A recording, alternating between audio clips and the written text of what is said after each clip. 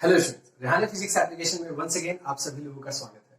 Last video की बात करें तो हमने आपको बताया था regarding our non stoichiometric regarding our माफ कीजिएगा स्टोइकियोमेट्री एंड दूसरा इम्प्योरिटी डिफेक्ट के बारे में।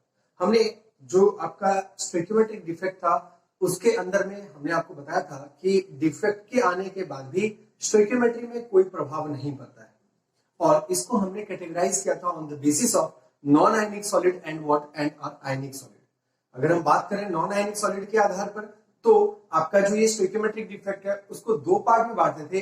एक को आपने बोला था वैकेंसी और दूसरे को आपने बोला था इंटरस्टिशियल। सही है, चलिए बात करें अगर हम लोग जस्ट लास्ट वीडियो का तो वहां हमने आपको बताया था on the basis of what, on the basis of ionic solid, मतलब आयनिक ठोस के आधार पर आप स्टोइकियोमेट्रिक डोज को दो अलग अलग पार्ट में बांट सकते हैं। और वहां आपने पढ़ा था रिगार्डिंग फ्रैंकल एंड दूसरा क्या था आपके पास शॉर्ट डन, जिसके अंदर में हमने 5-6 पॉइंट देखे। कुछ का पॉइंट्स और भी है उसके अंदर में, बट वो हमारे बहुत ज्यादा काम का नहीं है। कुछ लोगों के दिमाग में आ रहा भी होगा, लेकिन मैं आपको एक पॉइंट जरूर और चाहूंगा बता दूं कि लाइक जो भी आपका आइदर फ्रैंकल हो या फिर आपका शॉर्ट की हो, इन दोनों की वजह से जो आपका इलेक्ट्रिकली मतलब जो इलेक्ट्रिसिटी को कंडक्ट करने का जो तरीका है, मतलब इलेक्ट्रिसिटी के कंडक्शन की बात करूं तो वो स्लाइटली इंप्रूव हो जाता है। मतलब कंडक्टिविटी आप अल्टीमेटली बोल सकते हो क्या बढ़ जाता है, वो अल्टीमेटली आपका स्लाइटली इंप्रूव करता है। वर्ड ध्यान से सुनिएगा, स्लाइटली इंप्रूव करता है, बहुत ज्यादा इंप्रूव नहीं करता, बहुत बढ़ जाता है। जस्ट भी गैस कि वहां से तो क्या हो गया, आपके आयंस गायब हो गए। शॉर्टकी में तो क्या हो जाते हैं, आयंस तो आपके गायब हो जाते हैं। फ्रैंकल में क्या होता है, आयंस अपनी जगह से किसी इंटरस्टिशियल जगह पर जाके बैठ जाता है। अब जिसकी वजह से आप देख रहे हो कि आयंस थोड़े फ्रीली मूव कर सकते हैं अपने आसपास में। दैट्स वाई अगर आयंस ज्यादा फ्री मूव करा मतलब इलेक्ट्रिसिटी के कंडक्शन का तो रीजन बेसिक क्या है आपका, वही तो है। जितने ज्यादा फ्री इलेक्ट्रॉन्स हो या फिर फ्री आयंस हो, जो आयंस बड़े आराम से अपनी जगह पर मूव कर सके, इसकी वजह से आपके इलेक्ट्रिकल कंडक्टिविटी जो होती है, हिंदी में विद्युत चालकता बोलते हैं उसको, वह क्या हो जाता है, स्लाइटली इंप्रूव कर जाता है। अगेन वर्ड सुनिए, स्लाइटली, बहुत ज्यादा इंप्रूव कर जाता है। ऐसा कोई ऑप्शन हुआ तो आप उसको क्या कर देंगे, कैंसिल कर देंगे, मतलब वो आपका सही ऑप्शन नहीं। क्यों सर, बहुत ज्यादा क्यों नहीं बढ़ जाता? अरे बहुत ज्यादा कैसे बढ़ेगा, बहुत, देखिए अगर मैं आपको बताऊं तो 10 की पावर, बहुत ध्यान से सुने, कि 10 की पावर 23, मान लो कि आपके पास इतने एटम का जो आपका क्रिस्टल लैटिस था, इसमें से ज्यादा से ज्यादा आप कह लो ना, इसमें से ज्यादा आपका 10 जो एटम है वह एटम अपनी जगह से मूव कर जाता है या फिर गायब हो जाता है।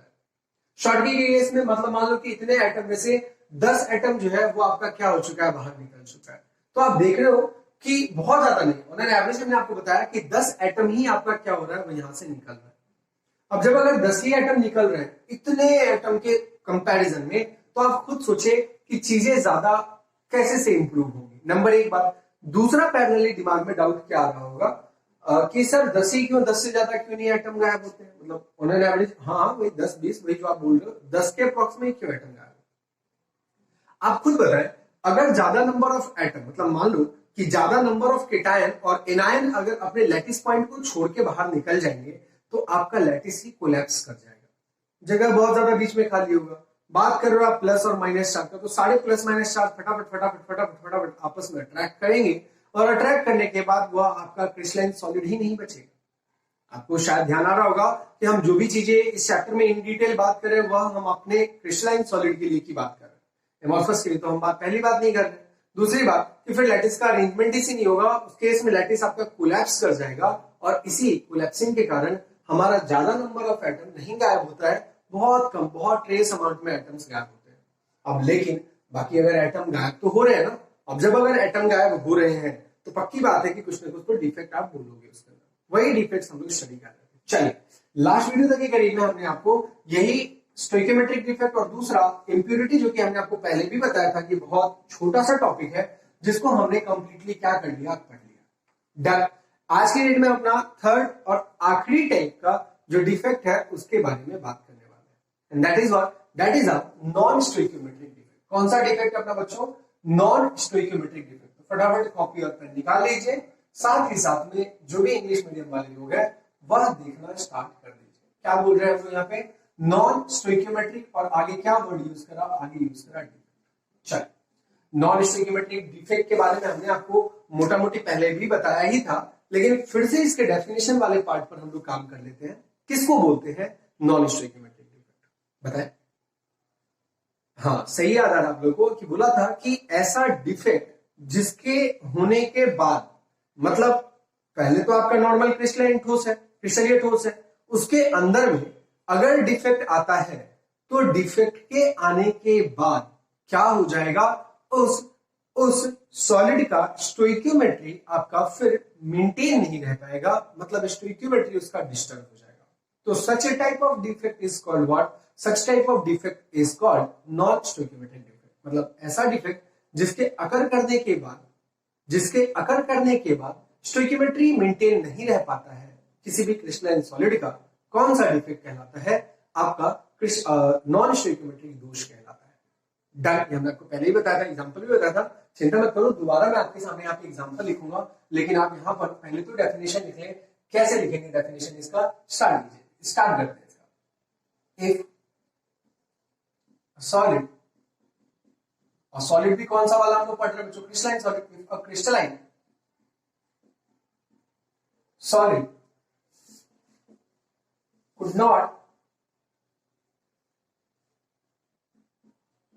not maintain their electrical neutrality, maintain their stoichiometric, electrical नहीं, वो तो होगा ही होगा, stoichiometric,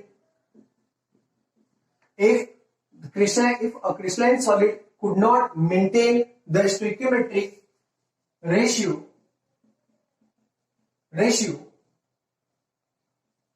after what, after existence of the defect के एग्जिस्टेंस के बाद अगर कोई क्रिस्टलीय ठोस अपने स्टोइकियोमेट्रिक अनुपात को मेंटेन नहीं रख पाता है, मतलब उसको कवर नहीं कर पाता है, तो आप क्या बोल सकते हो, आप बोल सकते हो सच डिफेक्ट इज कॉल्ड क्या बोल देंगे उसको बच्चों, नॉन स्टोइकियोमेट्रिक, भैया लोग नॉन स्टोइकियोमेट्रिक डिफेक्ट, क्या बोलेंगे, नॉन स्टोइकियोमेट्रिक डिफेक्ट। क्या ये बात आप लोगों को समझ में आ रही? फिर से सुनिए क्या बोल रहे हैं, अगर कोई क्रिस्टलाइन ठोस अपने स्टोइकियोमेट्रिक अनुपात को मेंटेन नहीं रख पाता है, कब, जब उन ठोस के अंदर में कोई डिफेक्ट आ जाता है, तो उस डिफेक्ट को हम लोग क्या बोलते हैं, नॉन स्टोइकियोमेट्रिक डिफेक्ट बोलते हैं। डन यहां तक के करीब में, चलिए जब अगर यहां तक के करीब आपका कंप्लीट हो गया, उसके जस्ट बाद हम लोग बात करते हैं किसके बारे में, हम लोग बात करते हैं एग्जाम्पल के बारे में। जैसे एक एग्जाम्पल हमने आपको पहले भी बताया था, लेट्स से मान लो कि तुम्हारे पास एग्जाम्पल है A2 और क्या अपने पास B। डन, जब आपको जनरलाइज एग्जाम्पल बता रहे हैं, तो ये तो देखो स्टार्टिंग टाइम पे कोई क्रिस्टलीय सॉलिड है ना, अब यह क्रिस्टलीय solid after occurrence of defect, तो यहां पर ऊपर में लिख लो एग्जिस्टेंस ऑफ डिफेक्ट के एग्जिस्टेंस के बाद क्या बन जाएगा, यह बन जाएगा A 1.8 और टाइम्स क्या बन जाएगा आपके पास B, क्या बन जाएगा A 1.8 टाइम्स क्या बन जाएगा आपके पास B। डन, चलिए एक तो ये तरीका हो जाएगा, और क्या तरीका हो जाएगा बताओ, A2 और B और अगेन क्या मान लो सॉलिड, और यहां पर अगेन क्या लिख लो आप, अगेन मतलब कितने तरीके से ये हो सकते हैं बच्चों, उसकी बात कर रहे हैं यहाँ पे। अगेन क्या लिख दो, एग्जिस्टेंस ऑफ डिफेक्ट।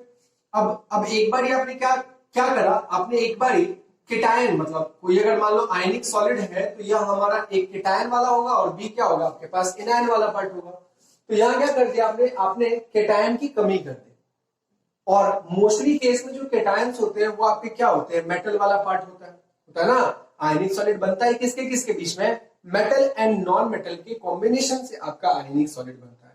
कक्षा 10वीं या 9वीं में आपने पढ़ा होगा। नंबर एक बात।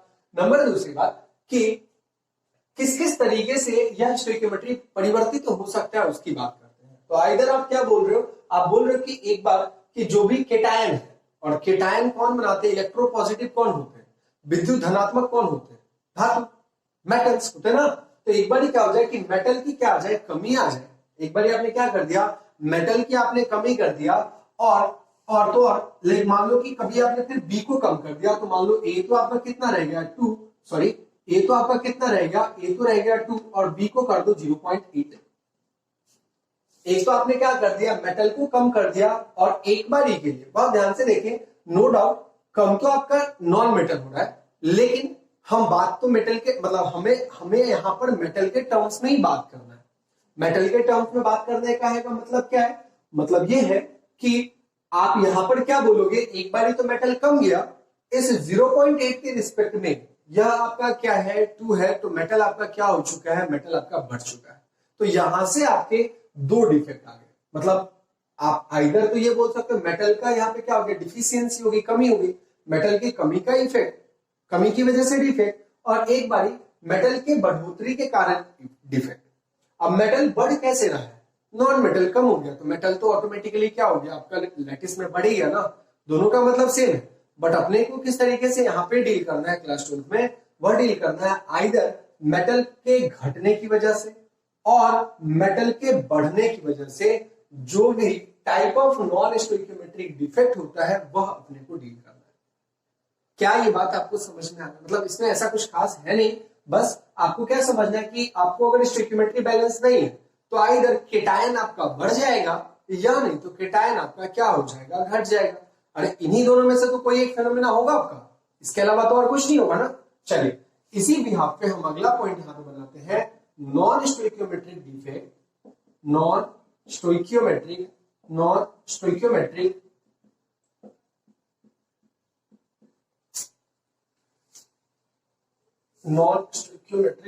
defect. Non-stoichiometric defect is further categorized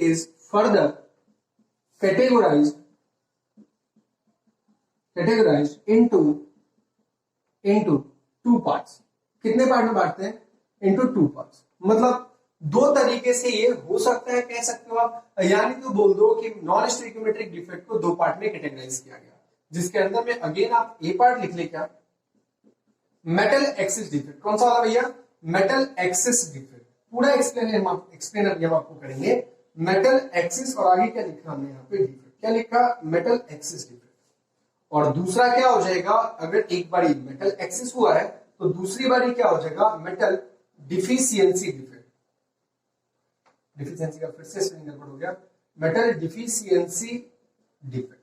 तो एक बारी आपका क्या बन गया, मेटल का एक्सिस की वजह से डिफेक्ट, और एक बारी मेटल की कमी की वजह से डिफेक्ट। डन। तो अब अगर अपने को नॉन स्टोइकियोमेट्रिक डिफेक्ट समझना है तो अपने को क्या समझना पड़ेगा, मेटल एक्सिस डिफेक्ट कैसे से होता है और मेटल का डिफिशियंसी वाला डिफेक्ट कैसे से होता है, तो आपका ये वाला भी एंड ये वाला भी आपका कवर हो जाएगा। डन। यहां पर आप क्या लिख सकते हो, चाहो तो ब्रैकेट में ये भी लिख सकते हो, मेटल डिफिशियंसी, ये मेटल डिफिशियंसी का एग्जांपल हो गया, डबल एफ होगा बाबू यहाँ पे डिफिशियंसी, और इस केस में आप क्या लिख दोगे, इस केस में आप लिख दोगे मेटल का एक्सिस, मेटल एक्सिस, और आगे क्या लगा दोगे, आप लगा दोगे डिफेक्ट, क्या लगा दोगे, आगे लगा दोगे डिफेक्ट, आगे क्या लगा दोगे आप यहाँ पे बाबू, यहाँ लगा दोगे डिफेक्ट। डन। चलिए तो ये तो आपका हो गया metal deficiency and metal axis. सबसे पहले हम लोग किसको डील करने वाले हैं, मेटल के एक्सिस के डिफेक्ट के बारे में। आप लोग सोच रहे होंगे कि यार सर अब तो बहुत लंबा हो गया, चैप्टर क्यों नहीं खत्म हो रहा, बाबू आपका वीडियो ही पहली बार बहुत कम मिनट का और बहुत ज्यादा एक्सप्लेन करते हुए का बनाया है, नंबर एक बात। दूसरी बात, अब अगर टॉपिक एनसीईआरटी में दे रखा है तो हमें तो इसको पढ़ना पड़ेगा ना, मतलब क्लास 12 के हर बच्चे एग्जैक्टली इस टॉपिक को जान रहे हैं, तो आपका अधिकार बनता है कि आप इस टॉपिक को भी उतनी ही तल्लीनता से जाने जितनी तल्लीनता से हमने आगे के चैप्टर्स के कंसेप्ट एज वेल एज पाठ निहित जो प्रश्न है, मतलब इंटेक्स्ट क्वेश्चन है, फिर जो न्यूमेरिकल है उसको आपने परिकलित करना सीखा। डन। आइए एक बार फिर से देखें और स्टार्ट करते हैं अपना मेटल के एक्सिस का डिफेक्ट। तो चलिए सबसे पहले एक पॉइंट लिख लेते हैं, क्या, मेटल एक्सिस डिफेक्ट। क्या लिखना अपने को, metal excess defect, metal excess defect, क्या लिखना है, मेटल एक्सिस डिफेक्ट। डन। अब दिमाग में आ रहा होगा sir metal excess defect categorisation देखिए बच्चों बहुत है, आपको ना बस ये चीजें याद होनी चाहिए, अगर ये चीजें याद होंगी तो काम आपका चल जाएगा। डन। चलिए मेटल एक्सिस डिफेक्ट की बात करें तो दिमाग में क्या आता है कि मेटल का एक्सिस कितने तरीके से हो सकता है, इस पर बात करने का दिमाग में आता है, मतलब मेटल को कैसे ज्यादा बढ़ाया जाए, किसके कंपैरिजन में, नॉन मेटल्स के कंपैरिजन में। कहने का मतलब केटायन की संख्या को कैसे बढ़ाया जाए एनायन की तुलना में। अब ये करने के यहां पर अगेन से आपके कितने तरीके हैं, दो तरीके हैं। कितने तरीके हैं, दो तरीके हैं। फटाफट उन दोनों तरीकों को हम लोग डील करते हैं। स्टार्ट करते हैं अपने सबसे पहले वाले तरीके का। तो आप यहां पे लिख लीजिएगा, this can also be done, this can also be done into two different ways. कितने तरीके से कर सकते हैं बच्चों, into two different ways, two different ways, two different ways. दो तरीके से आप इसको कर सकते हो। एक बार जरा मैं देख लेता हूं कि क्या आपके नीचे वाला पोर्शन आ रहा है। अगर वो आ रहा होगा तो हम यहीं पे ही आपको आगे वाला भी पोर्शन बता देंगे। हाँ जी साहब, आ रहा है, पूरा ही आ रहा है आपका नीचे का पोर्शन। इनफैक्ट ऊपर वाला भी पोर्शन क्या आ रहा है, पूरा आ रहा है क्या ऊपर वाला ही पोर्शन? हाँ जी साहब, ऊपर वाला भी पोर्शन पूरा ही आ रहा है। चलिए, this can be also done by two different veg. Start करते हैं इसके पहले वाले वेज। किससे स्टार्ट करते हैं अपन? पहले वाले वेज से स्टार्ट करते हैं कि पहला क्या तरीका है, इसकी अपन बात कर लेते हैं। चलिए, सबसे पहला क्या तरीका है, बहुत आराम से आपको समझ में आएगा यहां वाला, जो भी हम एक एक्सपेरिमेंट के थ्रू इसको कवर करेंगे। नंबर एक बात। दूसरी बात क्या कि अपन ना सबसे पहले वो तरीका लिख लेते हैं कि किस तरीके से ये चीजें होती हैं, फिर उसको एक्सपेरिमेंटली देखेंगे तो अपने आप को सारा का सारा आपका जो लाइंस है वो लाइंस आपको समझ में आ जाए। तो बातें समझ में आ रही है। पहली बात क्या कि हम सबसे पहले तो क्या देख लेते हैं, हम तो सबसे पहले वो तरीका होता क्या उसको लिख लेते हैं। इसके जस्ट बाद हम एक एक्सपेरिमेंट देखेंगे और उस एक्सपेरिमेंट के जरिए समझ लेंगे कि यहाँ क्या लाइंस लिखा है। चलिए स्टार्ट करते हैं। क्या लिखोगे आप यहाँ पे, वेन जो सबसे पहला तरीका है जिस तरीके से यह मेटल एक्सिस डिफेक्ट हो सकता है, when anion leaves there normal lattice side, normal lattice point. अब एनायन जो है वो क्या कर रहा है, अपने नॉर्मल लैटिस पॉइंट को क्या कर रहा है, आपका छोड़ रहा है बाय क्रिएटिंग अ वैकेंसी। अब जब अगर एनायन अपने उस नॉर्मल साइड को छोड़ रहा होगा, मतलब उस जालक बिंदु को छोड़ रहा होगा, तो वहां पर क्या क्रिएट हो रहा होगा, वहां पर तो वैकेंसी क्रिएट हो रहा होगा। तो वही बात हमने ध्यान दिया, by creating vacancy at that side, at that side, मतलब उस साइड पर आपका क्या क्रिएट हो जाएगा, वैकेंसी क्रिएट हो जाएगा, एंड that vacancy या फिर that vacant site is filled by an electron। क्या लिखा हमने, is filled by an electron। क्यों? to maintain electrical neutrality, to maintain electrical, और आगे क्या लिखा हमने, आगे neutrality, to maintain electrical neutrality. दो बातें लिखी हमने यहाँ पे। क्या लिखा, सबसे पहले लिखा कि अब सीधी सी बात है, मेटल को एक्सिस अगर करना है तो एनायन को क्या होना पड़ेगा, कम होना पड़ेगा। अब क्या लिखा हमने यहाँ पे कि एनायन ही क्या हो गया आपका, कम गया, और केटायन एज इट इज जितने थे उतने ही आपके केटायन है, बट एनायन क्या हो गया, कुछ एनायन आपके उड़ गए। अब अब रहेंगे कहां, केटायन एनायन कहां होते हैं, लैटिस पॉइंट पे होते हैं। अब सीन क्या है, जिस भी जगह से एनायन आपका उड़ा वहां क्या क्रिएट होगा, वहां तो सर एक वैकेंसी डिफेक्ट क्रिएट होगा। मैं पहले भी उस चीज को कवर करा है। अब उस वैकेंट जगह को, अब एनायन उड़ रहा है तो आपका वह एटम के साथ साथ एक माइनस चार्ज को भी तो ले जा रहा है, एक -1 भी तो चार्ज ले जा रहा है ना।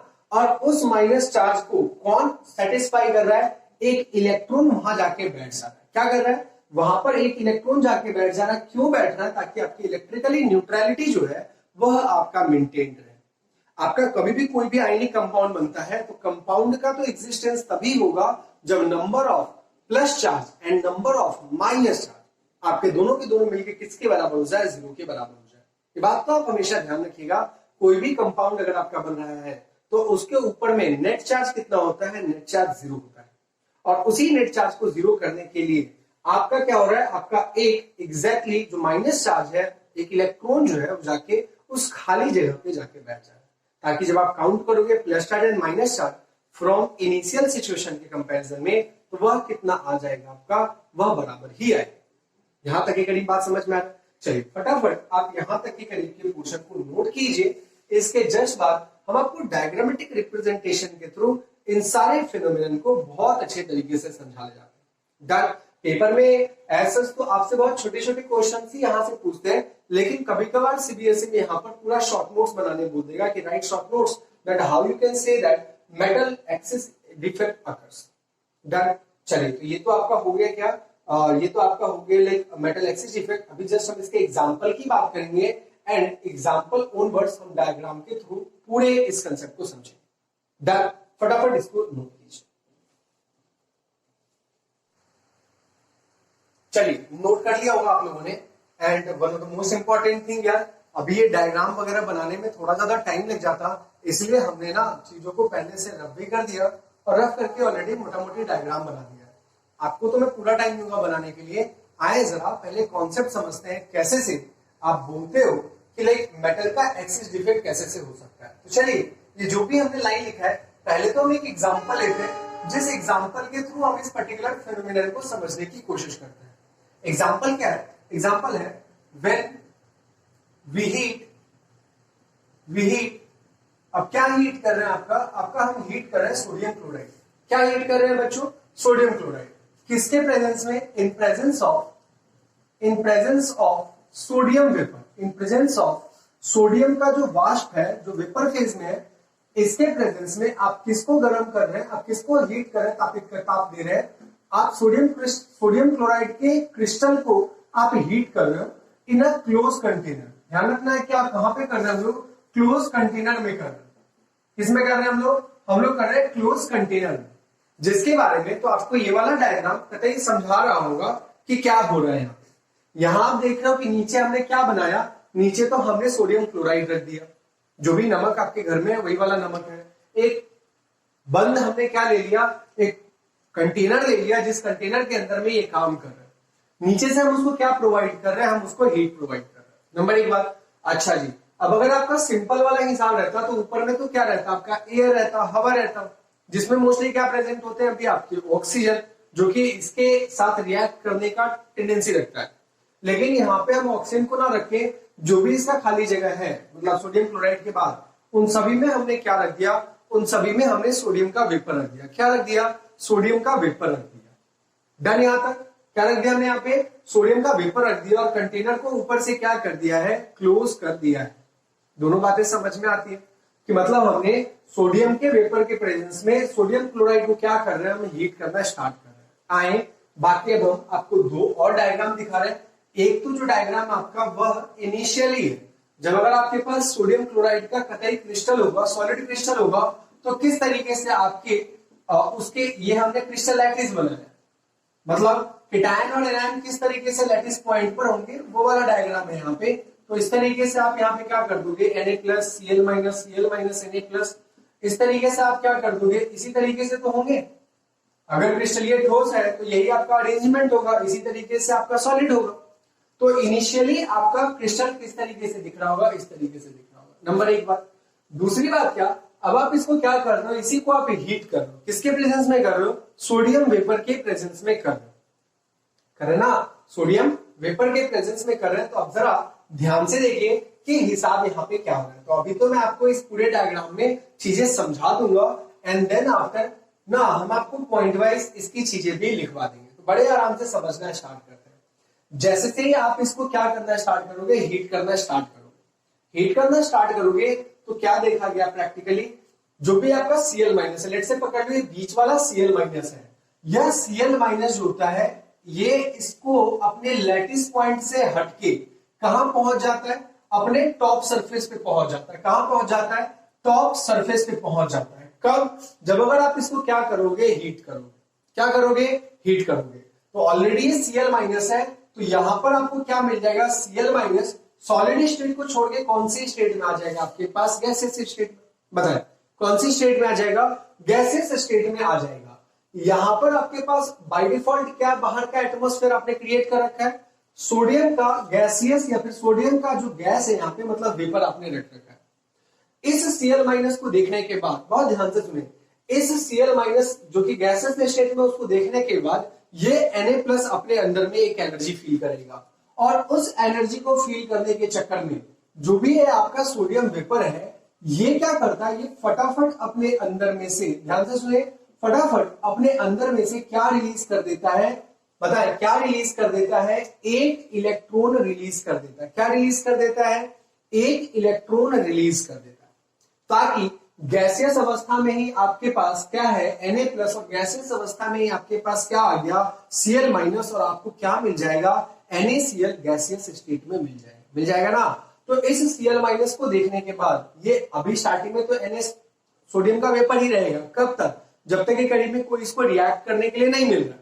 डन। आप सभी जानते हैं कि सोडियम का जो क्या बोलते हैं उसका इलेक्ट्रॉनिक विन्यास है, अगर हम 9वीं 10वीं की बात करें तो 2,8,1 होता है। मतलब आउटर मोस्ट शेल में कितने इलेक्ट्रॉन होते हैं, बाह्य कक्ष में एक।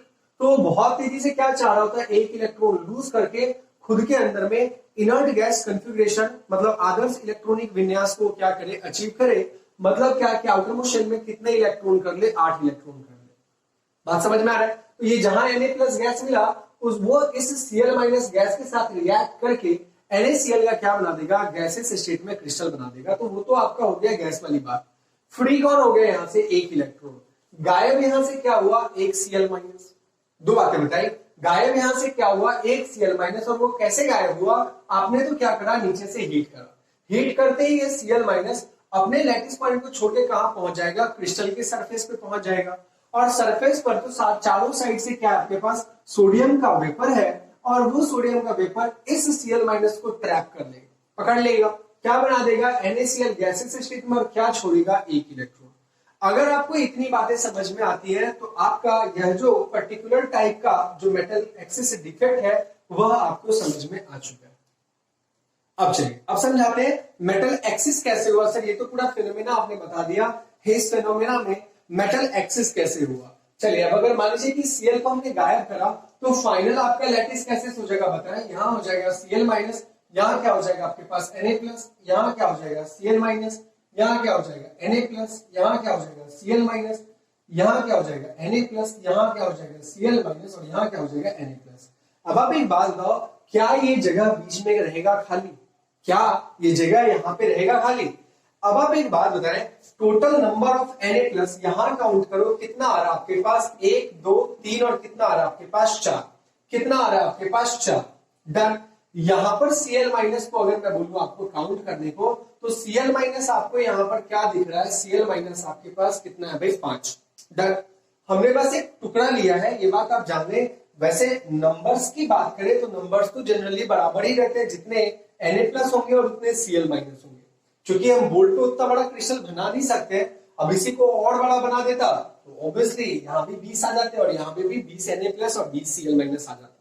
वो कोई बड़ी बात नहीं है। आप तो इनिशियल सिचुएशन से कंपेयर करो कि अगर आपके पास NaCl था तो उसके अंदर में कितने Na+ थे, 4, और कितने Cl- थे, 5 थे ना। अब आ जाए जरा बात करें फाइनल सिचुएशन के बारे में, तो काउंट करें कितने Na+ है आपके पास, 4। कितने Na+ है भाई साहब आपके पास, 4।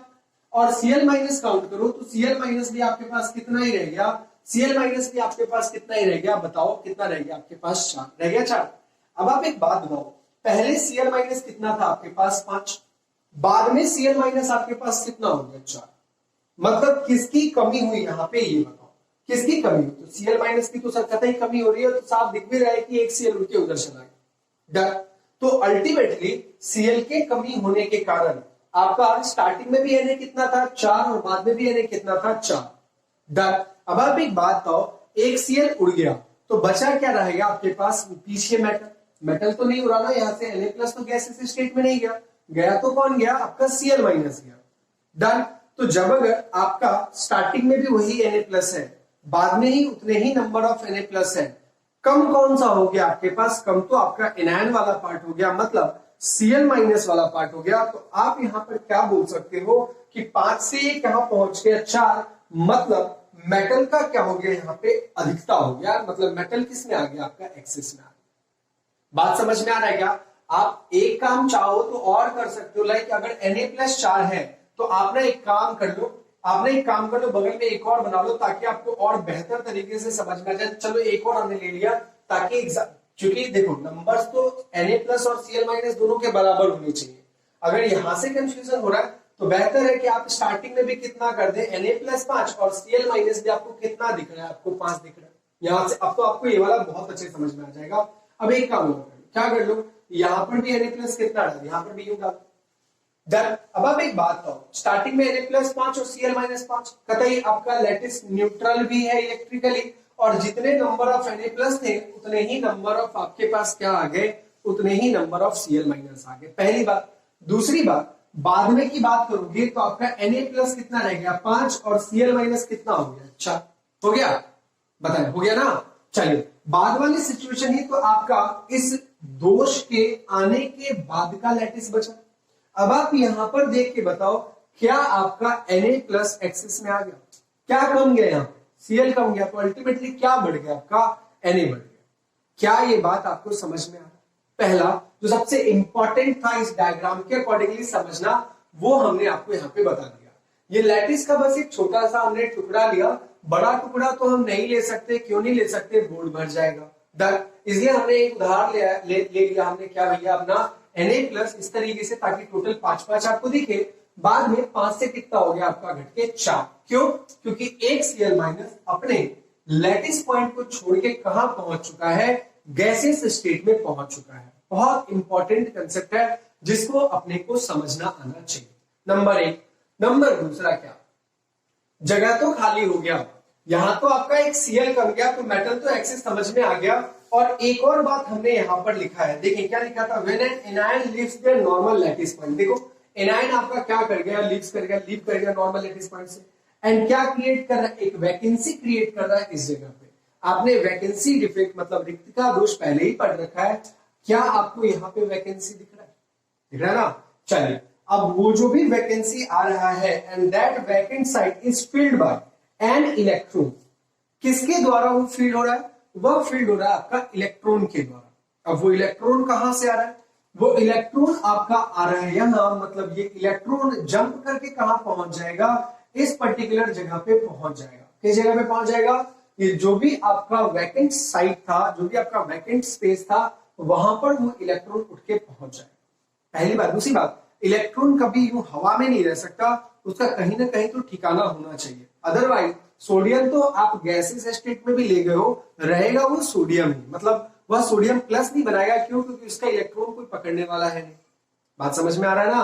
तो अगर उसके इलेक्ट्रॉन को कोई जगह मिलेगा तभी सोडियम अपने एक इलेक्ट्रॉन को त्यागता है, अदरवाइज सोडियम भी सोडियम के स्टेट में रहता है, मजबूरी है उसके पास, इलेक्ट्रॉन यूं हवा में खुले नहीं घूम सकता, वो तो आपका साथ ही रहेगा, मतलब इलेक्ट्रॉन प्रोटॉन और न्यूट्रॉन डन। तो अभी अगर हम बात करें यहाँ पे, तो इलेक्ट्रॉन को तो आपने क्या दे दिया, यहाँ पे जगह दे दिया, इस वजह से वह इलेक्ट्रॉन का भी पोजीशन आपको आपके यहाँ पे मिल गया, डन।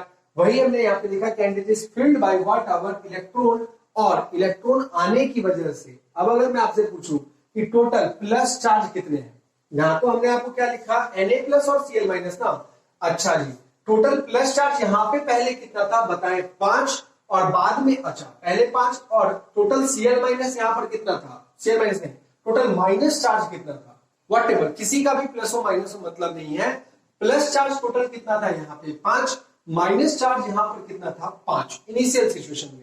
बाद की सिचुएशन में आओ कि अब जब अगर इलेक्ट्रॉन यहां पर आ चुका है तो क्या है, तो आप क्या बोलोगे, स्टार्टिंग अभी भी आपका Na+ की वजह से तो जो भी प्लस चार्ज आ रहा है वो कितना आ रहा है 5, एंड अब भी आपका जो माइनस चार्ज है, 4 तो Cl की वजह से और एक ही इलेक्ट्रॉन की वजह से, वो भी आपका चार्ज कितना है, माइनस का 5 ही है, मतलब कंपाउंड अगेन आपका बनेगा, चीजें अभी भी इलेक्ट्रिकली न्यूट्रल है, और ये तो हमेशा न्यूट्रलिटी मेंटेन ही रखना पड़ेगा अगर इस सॉलिड को एग्जिस्ट करना है, done.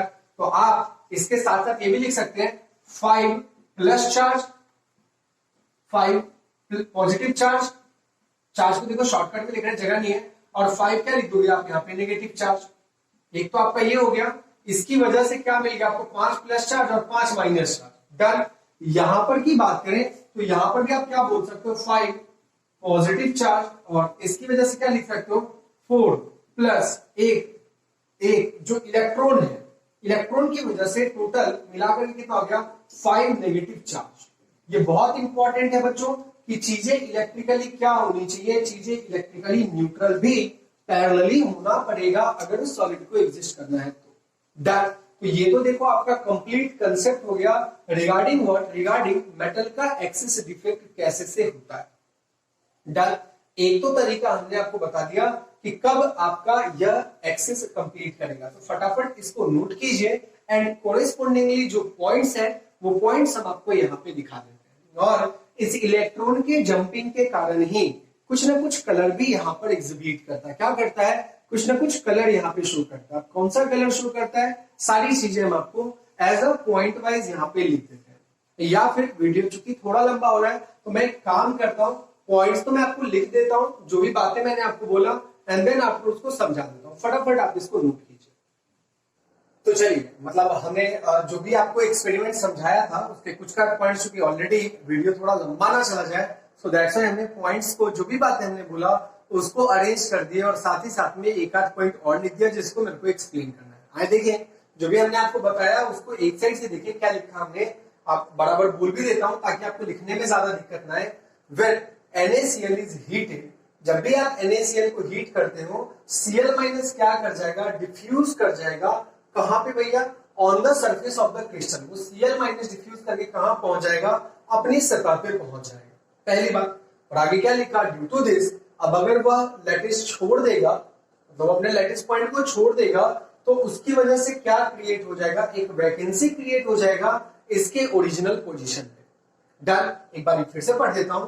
When in a NaCl crystal is heated, Cl minus will diffuse to the surface of the crystal and due to this it will create a vacancy at its what, at its original position। ये तो point कतई समझ में आ गया। अब इस Cl minus का क्या होगा खाली, अब इस Cl माइनस का बोलना है due to this diffusion of Cl minus. इस Cl माइनस के डिफ्यूजन के कारण सरफेस पे क्या होता है, जो सोडियम वेपर है वह भी क्या करता है, अपने एक इलेक्ट्रॉन को लूज करता है और क्या बना देता है, Na प्लस गैस। क्योंकि आप यहाँ पे देख लो ना, जो भी बोला है बस उसी चीज को हमने लैंग्वेज में लिख दिया है समय बचाने के लिए। एक्चुअली हमने थोड़ा सा इसको ऑलरेडी लिख दिया। क्या बोला, इस Cl माइनस के डिफ्यूज होने के कारण सोडियम भी, चूंकि आप नीचे से तो हीट प्रोवाइड कर ही रहे हो, क्या हो जाएगा, सोडियम का जो वेपर है वह भी अपने आप को कौन से स्टेट में कन्वर्ट करेगा, Na प्लस में, और क्या लूज करेगा, एक इलेक्ट्रॉन लूज करेगा। और वह जो भी आपका Na प्लस फॉर्म हुआ वह क्या बना ले जाएगा, आपका NaCl बना ले जाएगा। कौन से स्टेट में, गैसियस स्टेट में। मतलब गैसियस अवस्था में ही वह Na प्लस इस Cl माइनस के साथ मिलकर क्या बना ले जाएगा, NaCl गैस बना लेगा। बात समझ में आ रहा है क्या। सेकेंड पॉइंट पे मैं एक बार पूरा पढ़ देता हूं, किसी को अगर देखने में दिक्कत हो रहा होगा तो। Due to this diffusion of Cl minus, फिर से due to this diffusion of Cl minus, sodium vapour, मतलब सोडियम जो गैसेस स्टेट में है, will lose its electron and will form Na plus and will form whatever and will form Na plus and will form whatever and will form NaCl in gaseous state. And will form की जगह पे आप चाहो तो to form क्या लिख सकते हो, यहाँ पे टू फॉर्म सीधा सीधा लिख दो, काम खत्म हो जाएगा। दो बार एंड विल क्यों यूज करना है, NaCl gas to form NaCl in whatever gaseous state. क्या ये बात समझ में, दो पॉइंट हो गया। अब NaCl भी गैसेस स्टेट में बन गया, मतलब वो आपके पास ऊपर में Na सोडियम वेपर के साथ साथ सोडियम क्लोराइड के भी गैसेस स्टेट आपको देखने को मिल जाएगा। डन। आइए अब बात करें कि ये जो पर्टिकुलर जगह है उस जगह का क्या होता है, उसके बारे में मैं आपको कुछ बातें बता रहा हूं। डन। कुछ नई चीजें यहाँ पे लिखी, अभी टेंशन मत लो। पहले तो अपन आगे बढ़ते उस इलेक्ट्रॉन को पहले वहां बिठाते हैं। नेक्स्ट पॉइंट क्या लिखा, एंड दिस इलेक्ट्रॉन, अब जो भी आपका फ्री इलेक्ट्रॉन आया वह क्या करता है, डिफ्यूज कर जाता है किस पे, उस पर्टिकुलर वैकेंट जगह पे जहां से ये आपका एनायन निकला था, उसी जगह पर वह इलेक्ट्रॉन आकर के क्या हो जाएगा, आके बैठ जाएगा। क्यों बैठ जाता है, to maintain what, to maintain electrical neutrality. Electrically चीजें न्यूट्रल हो, विद्युत उदासीन हो, उस वजह से एग्जैक्टली ये वाला इलेक्ट्रॉन आपका यहां आ जाता है और आपका क्रिस्टल या फिर आपका लैटिस क्या हो जाता है, स्टेबल हो जाता है। अब बात तो होगी यहां तक करेंगे, अब आगे की कहानी इसमें कि क्या होता है एग्जैक्टली। यह इस पर्टिकुलर इलेक्ट्रॉन का जो जंप होता है यहाँ पे, फिर अभी मैं बात कर रहा हूं उसके बारे में। इस सेंटर को हम एक और सेंटर के नाम से जानते हैं, इसको हम लोग क्या बोलते हैं, एफ सेंटर बोलते हैं। क्या बोलते हैं, एफ सेंटर बोलते हैं। कौन सा सेंटर बोलते हैं इसको? F centre. वो बेसिकली नाम है एग्जैक्टली क्या? फार्बिन सेंटर। क्या नाम उसका? फार्बिन जेंटर, नाम भी लिख सकते हो आप, फार्बिन जेंटर सेंटर। क्या है वो? एफ सेंटर को ही हम लोग शॉर्टकट में कैपिटल एफ और क्या बोलते हैं? सेंटर बोलते हैं। क्यों नाम दिए इसको अलग से? एक्चुअली है ना कलर सेंटर होते हैं। मतलब इस NaCl का जो लैटिस है, इस डिफेक्ट के होने के बाद एग्जैक्टली क्या शो करना स्टार्ट कर देता है? कलर शो करना स्टार्ट कर देता है। डन। इसी वजह से, और वह कलर किसकी वजह से होता है? यहां पर जो पाए जाने वाला इलेक्ट्रॉन है उसकी वजह से कलर शो होना स्टार्ट होता है। इसी वजह से इस सेंटर को हम लोगों ने क्या नाम दे दिया? कलर सेंटर, या फिर दूसरी भाषा में आप इसको क्या बोल सकते हो? एफ सेंटर बोल सकते हो। डन। यहां तक के करीब में आए, पढ़े कि कैसे वो कलर आता है और कौन सा कलर आता है, जो कि आपको आपके एनसीईआरटी में दे रखा है, एंड वो बहुत इंपॉर्टेंट है। देखें क्या लिखा है यहाँ पे? क्या लिखा? Electron present in F centre absorbs energy. जो भी इलेक्ट्रॉन प्रेजेंट होगा इस एफ सेंटर में, ऑब्वियसली आप हीट कर रहे हो तो क्या करेगा? एनर्जी को ऑब्जर्व करेगा। क्या करेगा? एनर्जी को ऑब्जर्व करेगा, सॉरी एब्सॉर्ब करेगा, अवशोषित करेगा, ऑब्जर्व नहीं होगा। Will absorb what? Our energy from what? The external source. ये देखो आपका ना बाहरी जो भी स्रोत है, जो बाह्य स्रोत है, उसी को बोलते हैं एक्सटर्नल सोर्स, उससे। और उसकी वजह से वो इलेक्ट्रॉन क्या होगा? वह इलेक्ट्रॉन एक्साइट में आएगा, एक्साइटेड स्टेट में आएगा। और 11th क्लास के चैप्टर नंबर 2 में केमिस्ट्री में आपने देखा होगा किसी भी पर्टिकुलर चीजों के कलर के पीछे का रीजन, और आपने बहुत सारे स्पेक्ट्रम बनाए होंगे। हाइड्रोजन का स्पेक्ट्रम तो जिसमें बहुत ज्यादा फेमस है। नंबर 1। दूसरा, कलर क्यों शो करता है? बेसिकली इलेक्ट्रॉन क्या करते हैं? अपने लोअर ऑर्बिट से हायर ऑर्बिट में जाते हैं। कब? एनर्जी को गेन करके। अब हायर एनर्जी से फिर से वो वापस कहां पहुंचते हैं? अपने नॉर्मल एनर्जी लेवल पे पहुंचते। वही जो शेल जो होता है अलग अलग, तो नीचे से ऊपर और ऊपर से नीचे। जब नीचे से ऊपर कब जाता है? जब वह एनर्जी एब्सॉर्ब करता है। ये सारी बातें आपको 11th क्लास से सेकेंड चैप्टर में तो सर काफी ही कायदे से पढ़ा। पहली बात। दूसरी बात क्या बोल रहा हूं मैं बोल रहा हूं कि इलेक्ट्रॉन क्या करेगा? लोअर एनर्जी लेवल से कहां जाएगा? आपके हायर एनर्जी लेवल पे जाएगा। कब जाएगा? ये बात याद कर लीजिएगा, आपको नहीं ध्यान आ रहा तो। कब जाएगा? जब कभी भी कोई भी चीज अगर एनर्जी एब्सॉर्ब करता है, फिर इलेक्ट्रॉन एनर्जी एब्सॉर्ब करता है, तो वह लोअर एनर्जी लेवल से कहां पहुंचता है? हायर एनर्जी लेवल पहुंचता है। पहुंच गया। अब कभी ना कभी तो हायर एनर्जी लेवल से वापस से रिपीट मारेगा। किस में भाई? लोअर एनर्जी लेवल पे। एंड यही इंपॉर्टेंट चीज होता है, जब चीजें हायर एनर्जी लेवल से, इलेक्ट्रॉन हायर एनर्जी लेवल से लोअर एनर्जी लेवल पर जंप करता है, तो कुछ ना कुछ वह एनर्जी एमिट करता है। कुछ ना कुछ क्या एमिट करता है जी? आपका एनर्जी एमिट करता है। और एनर्जी का तो फॉर्मूला आप सब जानते होंगे, E बराबर क्या होता है? एच न्यू होता है। क्या होता है? H new. न्यू किसको बोलते हैं? फ्रीक्वेंसी को बोलते हैं, जिसको आप लैम्डा से भी कनेक्ट कर सकते हो, एच बाई लैम्डा। मतलब जो भी वह एनर्जी एमिट करा, मतलब किसी न किसी लैम्डा को वो एमिट कर रहा है। एंड मोस्टली केस में क्या देखा गया? वह जो लैम्डा है वह आपको कैसे ऑब्जर्व होता है? वह विजिबल रीजन का लैम्डा होता है। तो आपका वैसा वाला जो क्रिस्टल होगा, वह क्रिस्टल इस डिफेक्ट के होने के बाद एग्जैक्टली क्या शो करना स्टार्ट कर देगा? कलर शो करना स्टार्ट कर देगा। एंड सबसे मोस्ट इंपॉर्टेंट, जो भी चूंकि हमने एग्जांपल आपको NaCl का दिया है, अब NaCl का तो नॉर्मल कलर आप सब जानते हो। अरे घर में जो नमक है उसका कलर क्या है? उसका कलर तो सर व्हाइट है, पहली बात। दूसरी बात, जब अगर आप उसको हीट करते हो, उसके जस्ट बाद वो आपका, अच्छा हाँ जी, सिंपली हीट नहीं करना, सोडियम वेपर के प्रेजेंस में हीट करना है। ये नहीं कि वीडियो को पॉज करके किचन में भगे और सोडियम क्लोराइड को हीट करने बैठ गए। जब अगर आप उसको नॉर्मली हीट करोगे तो वो ऑक्सीजन के प्रेजेंस में हीट होगा, ना कि सोडियम वेपर के प्रेजेंस में हीट होगा। तो जब कभी आप उसको सोडियम वेपर के प्रेजेंस में हीट करोगे, तो यहाँ देखो हमने इसके लिए इसका कलर लिख दिया है कि सोडियम क्लोराइड का कलर फिर क्या हो जाएगा? गुलाबी कलर हो जाएगा, मतलब पिंक हो जाएगा, सॉरी हाँ पिंक हो जाएगा। एंड LiCl की बात करूं, मतलब ये तो व्हाइट से कहां पहुंच रहा है? व्हाइट से शायद से ये वाला पिंक नहीं होगा बाबू, ये वाला आपका येलो होना चाहिए, क्योंकि येलो मेरे को याद आ रहा है। कौन सा कलर हो जाता है हमारा? व्हाइट से बढ़ के किस कलर में आ जाएगा? येलो में।